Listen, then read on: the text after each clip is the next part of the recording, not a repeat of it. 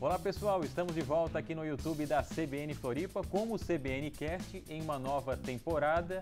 Nos capítulos anteriores, você inclusive já pode revisitá-los aqui no nosso canal. Falamos sobre ESG e a atual temporada vai também nessa linha. Vamos falar sobre eletromobilidade. Muita gente em dúvida sobre carros elétricos, mobilidade sustentável. Quero adquirir o meu, mas tenho dúvidas sobre consumo da bateria, onde vou carregar. Todas essas dúvidas a gente vai trazer ao longo dessa temporada.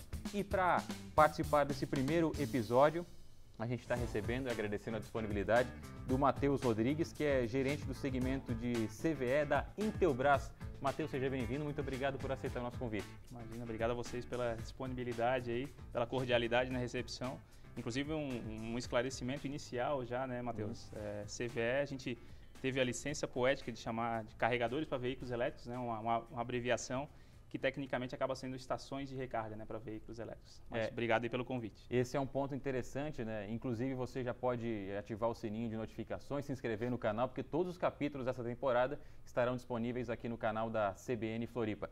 Matheus, eu queria começar até sobre a questão dos carros elétricos. Antes de a gente falar sobre os carregadores, os tipos, a gente poderia trazer também os tipos de carros elétricos que existem hoje no mercado. Muita gente tem dúvida sobre a autonomia do veículo, da bateria em si, o tempo de uso. O que a gente pode trazer de informação sobre esse ponto? Legal. Acho que não tem como desvincular as duas coisas, né? Os carregadores são uma fonte de alimentação para esses veículos. Então, uma informação bem útil e bem prática, né, que são 3 macro tipos de veículos elétricos. Tem os híbridos, que tem um motor a combustão ainda, e um motor elétrico que não precisa de uma recarga externa. Existem os híbridos plug-in, que da mesma forma, né, motor a combustão, uma bateria e precisa de uma fonte de alimentação externa para alimentar essa bateria, o motor elétrico. E tem os puramente elétricos, né? Então não tem um motor a combustão, são 100% movidos a eletricidade. Então são esses 3 grandes grupos aí que acabam compondo, né, a mobilidade elétrica hoje. E os tipos de carregadores? A gente pode apresentar também vários produtos, até com base no que a Intelbras oferece? Acho que sim, tem basicamente também vou resumir em alguns grandes grupos para não entrar muito no aspecto técnico de potência, mas a gente pode separar entre os carregadores portáteis, né, que são compatíveis com as tomadas aí, padrão ABNT. Então, esses são para as recargas de necessidade, né? Eu quero me deslocar do ponto A ao ponto B e não tenho a certeza, ou já sei que não terá uma estação de recarga de parede lá para fazer essa recarga do veículo, utiliza-se a recarga numa tomada ali compatível com a ABNT. Outros grupos, né? Estações de recarga de parede, que eu comentei, de 7 kW, ou de 11 kW, ou de 22 kW, que aí proporcionam uma recarga num tempo menor, lógico, a depender do veículo, isso a gente já vai explicar também mais na sequência. E esse guarda-chuva são carregadores de corrente alternada, que o pessoal costuma chamar de carregadores de carga lenta ou semi-rápida, né? E aí, acima disso, a gente tem os carregadores de corrente contínua. E o que é a diferença prática de um para o outro? Os corrente alternada, de potência menores, eles enviam a energia para um conversor de bordo do veículo, esse conversor transforma a corrente alternada em corrente contínua e alimenta a bateria. Os carregadores maiores, de potência acima de 30 kW, proporcionam uma recarga em tempo menor, eles entregam mais potência, e essa energia, essa conversão do AC para o DC, que a gente chama, vai direto para a bateria. Então, isso que diferencia, né, inclusive, os equipamentos e o fluxo, né, de energia dentro do próprio veículo. É assim que eu dividiria. E quando a gente fala sobre dimensão, por exemplo, um condomínio vai instalar, ele vai dimensionar isso para o uso, como que também a Intelbras faz esse tipo de assessoria? Legal. Condomínios para nós é um dos principais nichos, né? Até porque a Intelbras já tem dentro do seu portfólio uma imensa gama de soluções que já estão dentro dos condomínios. Então, nossos parceiros, nossos instaladores já estão dentro dos condomínios com soluções de conectividade, soluções de segurança, soluções de energia, né? Que são os três grandes alicerces nossos aí em termos de negócio. E aí, nesses condomínios, é muito importante que essa venda, né, a condução da entrega da solução tecnológica lá de recarga seja feita de forma consultiva. Porque, por exemplo, no condomínio não faz sentido para um morador que tem um determinado veículo colocar uma estação lá de 30 kW, 60 kW para carregar em meia hora, em 1 hora. Ele vai colocar o veículo para carregar à noite. Essa é uma dinâmica prática do usuário de veículo elétrico, né? Muito similar, numa analogia grosseira, aí, aos smartphones nossos. A gente chega em casa, coloca na cabeceira da cama, lá na tomada e vai dormir. O veículo elétrico da mesma forma. coloca a conexão ali na estação de recarga e vai dormir. Então a gente vai ter ali 6, 7, 8 horas durante a noite carregando. Então eu não preciso onerar a infraestrutura do condomínio, colocando uma estação robusta lá de muita potência, exigindo uma infraestrutura elétrica muito grande também e onerosa em termos financeiros, já que eu tenho esse tempo para fazer a recarga durante a noite. Então, para condomínio, a gente sempre se propõe, né, a instruir, a capacitar nossos parceiros e por isso é tão importante esse movimento, esse espaço aqui com vocês, para que a gente possa instruir, ajudar ao usuário do veículo elétrico a escolher a melhor solução. E no caso de um condomínio, uma estação de 7 kW, preponderantemente aí já resolve. No caso de híbridos, até menos. De repente, um carregador portátil, em função do tamanho da bateria menor, já resolveria uma recarga dentro de um condomínio. E a organização disso no rateio? Há uma leitura individual? Há um desbloqueio? Enfim, como que é o acesso a esse carregador? Acho que é a principal dúvida, né? Tem duas formas, né, basicamente. Onde já tem uma infraestrutura elétrica dedicada para essa estação, né, muitos dos empreendimentos hoje já estão trazendo esse diferencial, inclusive. Então, eu coloco a minha estação de recarga lá e já vou ter a leitura, né, do relógio, como se costuma dizer, dedicada para cada unidade, para cada apartamento. Então, essa é uma solução que já está ali pronta. Para onde não tem, né, um parque instalado enorme de condomínios, onde não tem às vezes nem é impossibilitado, né, por parte da concessionária de energia, da distribuidora, de fazer essa ligação. Então, a gente tem as soluções gerenciáveis, as estações de recarga por meio de um protocolo OCPP. Ele faz essa leitura do Matheus, que é do apartamento X, efetuou a recarga, né, inicia lá por meio de uma tag ou no aplicativo, ou por biometria, né, que é uma solução, inclusive, exclusiva à Intelbras aí, inicia a transação, terminou a recarga, finaliza a transação, essa informação de consumo de energia fica armazenada numa base e é cobrada respectivamente, conforme o que cada um consumiu de energia, ao final do mês, ou de forma pré-paga, como preferir, e direciona para cada apartamento o que cada um consumiu. Então evita, inclusive, né, desentendimentos, desconfortos em relação aos condôminos que não têm um veículo elétrico, em não precisar pagar a energia de um vizinho, né, que está fazendo uso dessa energia.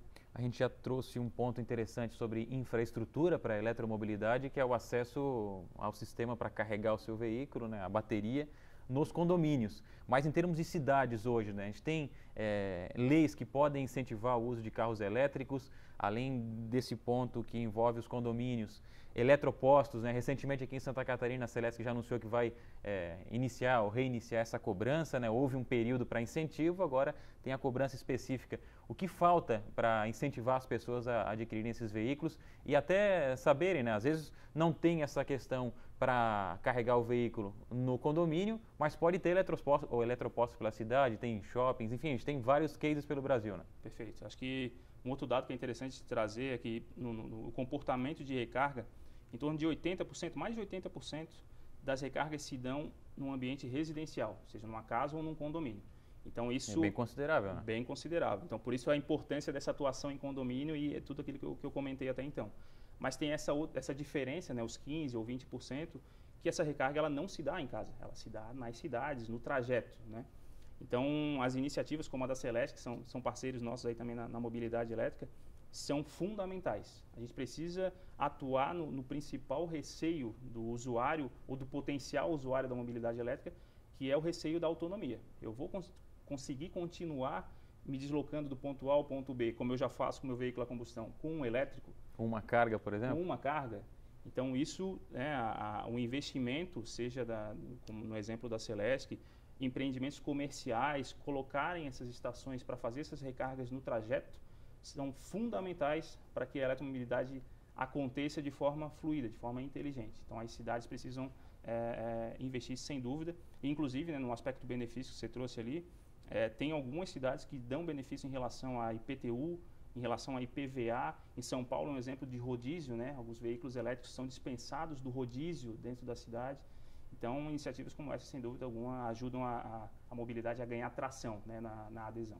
Você citou São Paulo, lá tem uma lei que obriga, por exemplo, os novos prédios a terem a estrutura para carregar os veículos. E São Paulo acho que é a que tem há mais tempo nessa diretriz, mas outras cidades já estão investindo nesse sentido também, no Centro-Oeste, no Nordeste, e isso é um incentivo, né? Na prática é um incentivo. Quando se faz a conta do preço veículo elétrico, preço a combustão, é uma análise que acaba sendo rasa, né, míope. Precisa ser levado em consideração o custo total da propriedade, né, a sigla em inglês que o pessoal costuma usar é o TCO. Então, quanto que eu deixo de consumir de combustível, quanto que eu abasteço ali e que eu deixo de ter no comparativo preço por litro, né, da gasolina, ou seja qual for o combustível, versus o quilowatt-hora, já tem um ganho, mas o que mais? Eu tenho mais um desconto agora no IPVA, tenho mais um desconto no IPTU, né? Então, esse tipo de iniciativa das cidades, seja cobrando de uma construtora que coloque a infraestrutura de recarga e disponibilize isso, ou seja, por meio de outras iniciativas tributárias, fazem total sentido para que o ecossistema aconteça, né, de forma inteligente. Existem hoje aqui na região alguns condomínios que são, vamos dizer assim, autossuficientes do ponto de vista elétrico, com painel, enfim.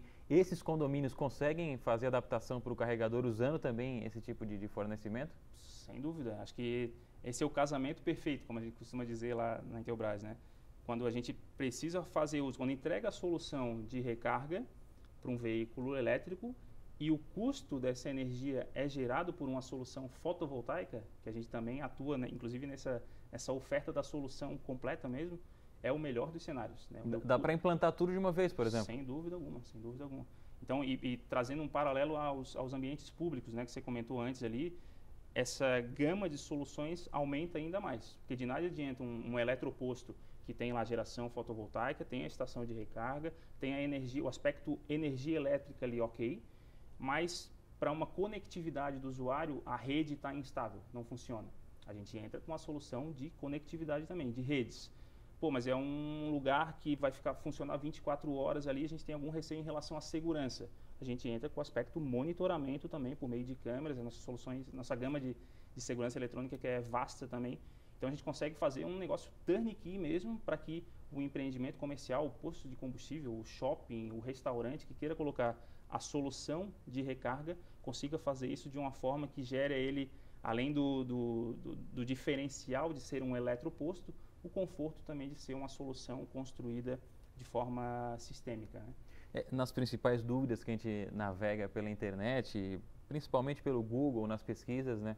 Uma das dúvidas está sobre como carregar o veículo, a questão de segurança, se vou tomar choque, se não vou, duração da bateria. A gente poderia começar por essa questão do choque ali, que tem muita gente com dúvida também. Legal, acho que é um aspecto bom aí, é um folclore, né, que a gente costuma dizer.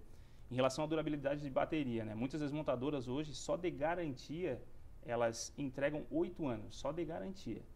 E quando a gente fala de durabilidade na prática, né, sem dúvida alguma, essa durabilidade ultrapassa a garantia em alguns anos. O que não é uma bateria igual a do celular? Não é. A bateria vicia. Aí depois, quando essa bateria viciar, o que eu faço como os celulares de antigamente? É completamente diferente, né? A tecnologia do pack de baterias do veículo elétrico, ele é uma tecnologia aí realmente bem pensada. Então, é de fato um folclore. Um outro ponto em relação ao descarte, né? Pô, essa bateria, digamos que eu estou 15 anos com ela e depois não uso mais o veículo, para onde que essa bateria vai? Vai ser jogada num lixão, vai ser jogada num rio, né? Tem esses receios assim, e a gente já consegue conectar o uso dessas baterias, inclusive para armazenamento de energia de forma estacionária. Já é usado, tem empresas que vivem disso já no Brasil, né? A utilização desse pack depois que é utilizado no veículo como armazenamento de energia estacionária. Esse mesmo pack de bateria que um dia foi utilizado para movimentar um veículo tem a sua segunda vida criada, né? Então esse é um ponto. Em relação aos choques e tal, né? Tomar choque carregando ali. A gente tem os próprios influenciadores, né, da mobilidade elétrica, já tem alguns materiais que ajudam a desmistificar isso, carregando na chuva, inclusive, né? Então os próprios equipamentos, e isso é um ponto muito importante em relação à segurança, à qualidade do equipamento, o que a gente se propõe a entregar e o que o mercado deve se propor a entregar é um equipamento que atenda às normas brasileiras, que atenda ao aspecto de comunicação entre a estação de recarga e o veículo, que a recarga só inicia depois que essa comunicação está ok, né? O veículo pode carregar, a estação está bem calibrada, devidamente aterrada. Então, sendo bem feita a instalação, a infraestrutura elétrica bem dimensionada, essa recarga acontecerá de forma segura. Esse é o ponto que a gente traz em relação a choques e tudo mais, esse folclore aí é muito importante a gente desmistificar aqui também. Né? Matheus, para a gente encaminhar a nossa conversa aqui, fazer um checklist aqui na entrevista, sobre aquele cidadão que tem a residência própria fora do condomínio, né, e quer colocar lá o seu carregador portátil, enfim, como que funciona o atendimento da Intelbras nesses casos também, até ver a dimensão e dimensionar também isso na rede elétrica, esse atendimento pós-venda. Legal. Isso é fundamental, né? Conectando ao ponto que eu comentei há pouco. A nossa capilaridade acaba sendo uma grande fortaleza, né? Hoje a gente provê as soluções de recarga, o portfólio amplo, aí desde, como eu falei, desde um portátil até estações agora de corrente contínua de maior potência. A gente capacita os nossos parceiros, né? Só que atuam no âmbito de energia, tem mais de 30 mil revendas. Quando a gente amplia esse leque para os parceiros de segurança, de conectividade, esse número é ainda maior. Porque é todo o Brasil. Em torno de 80 mil no Brasil inteiro. Então, essa capacitação é um fator crítico de sucesso nosso inegociável. Antes mesmo de lançar comercialmente a categoria, a gente já fez turmas, criou multiplicadores de conhecimento para que essa disseminação do aspecto técnico aconteça de forma fluida e segura. Porque de nada adianta, como eu falei, uma estação Intelbras de qualidade e uma infraestrutura elétrica dali para trás precária.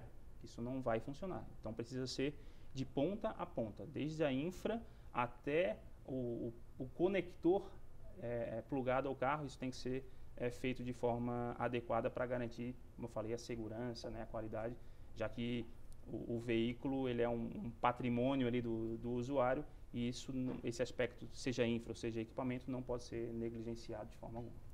Matheus Rodrigues, gerente do segmento de CVE da Intelbras, muito obrigado pelo bate-papo aqui no CBNcast, um bom trabalho e até a próxima oportunidade. Obrigado a vocês pela oportunidade, pelo compartilhamento de informação. E fica o convite também, os outros episódios do CBNcast, as temporadas anteriores, todas aqui no canal da CBN Floripa.